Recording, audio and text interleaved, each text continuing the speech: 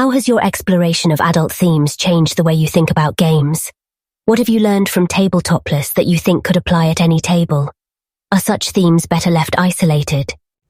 Yeah, I've long been borderline obsessed with the idea of sex and sexuality in games, because it has always struck me as odd that we are embracing of violence in games and expressions and detailed descriptions and everything else of violence, but sexuality, it's subtext.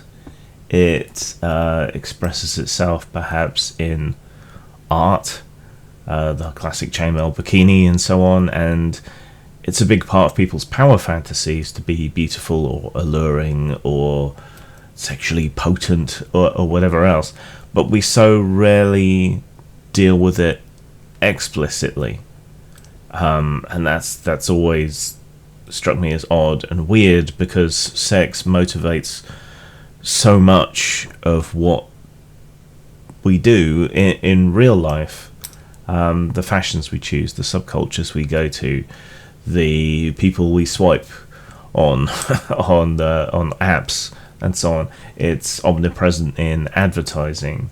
The adult industry is huge. Enormous numbers of people now watch pornography now that it is open to people to do so, men and women.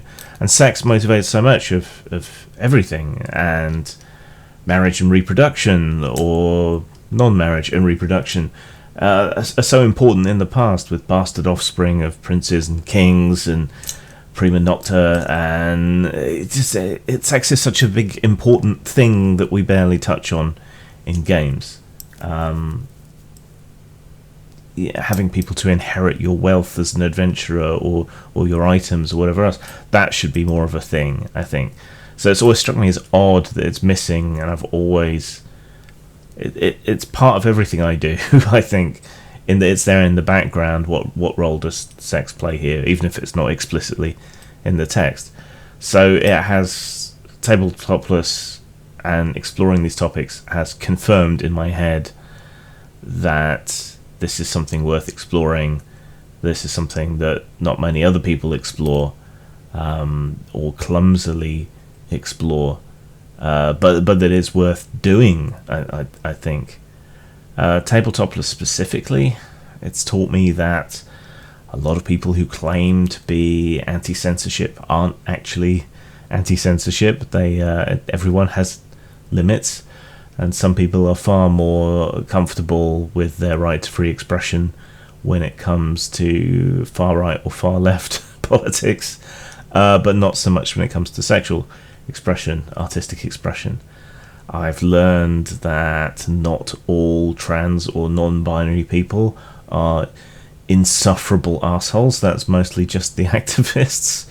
That porn people are better human beings than most people. A lot lower amounts of bullshit. There are obviously exceptions. It's quite a ruthless cut and thrust world in a lot of ways as well, which is a shame. I've learned that humour can disarm people's embarrassment, and that laughter goes together with sex very well, whether in games to put people at ease or outside of games. I mean, sex is pretty ridiculous. I've learned that you don't need to be explicit, even in a very explicit game environment that includes porn. That often implication is enough, and that you can draw a veil over things, and you don't need to describe every in and out, so to speak. I've learned that people think you're self-inserting when an NPC is overtly sexual, which I studiously try to avoid, but people get that anyway for some reason. I've learned that male-on-male roleplay doesn't have to be icky, and that it isn't gay. Role-playing sex is a lot like making love to a beautiful woman.